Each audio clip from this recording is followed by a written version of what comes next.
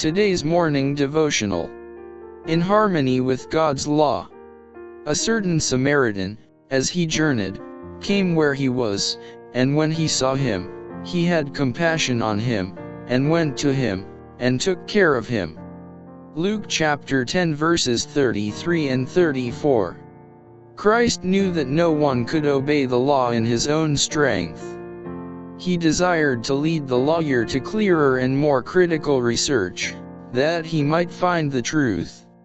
Only by accepting the virtue and grace of Christ can we keep the law.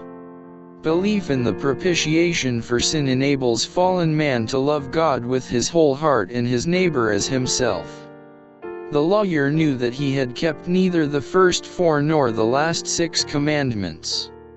He was convicted under Christ's searching words, but instead of confessing his sin, he tried to excuse it.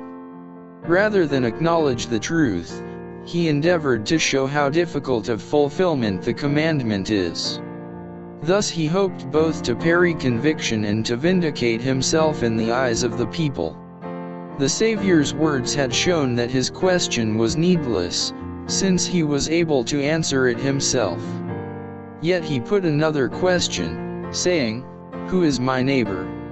Again Christ refused to be drawn into controversy. He answered the question by relating an incident, the memory of which was fresh in the minds of his hearers.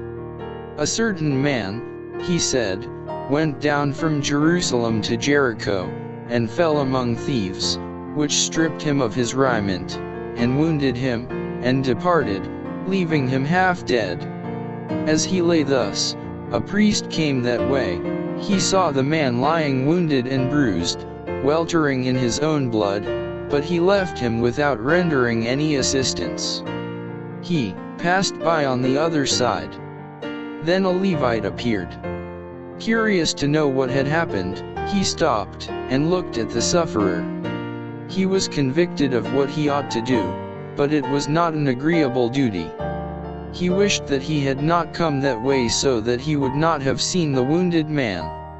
He persuaded himself that the case was no concern of his, and he too passed by on the other side. But a Samaritan, traveling the same road, saw the sufferer, and he did the work that others had refused to do. With gentleness and kindness he ministered to the wounded man. When he saw him, he had compassion on him, and went to him, and bound up his wounds, pouring in oil and wine, and set him on his own beast, and brought him to an inn, and took care of him. And on the morrow when he departed, he took out 2 pence, and gave them to the host, and said unto him, "Take care of him, and whatsoever thou spendest more, when I come again, I will repay thee."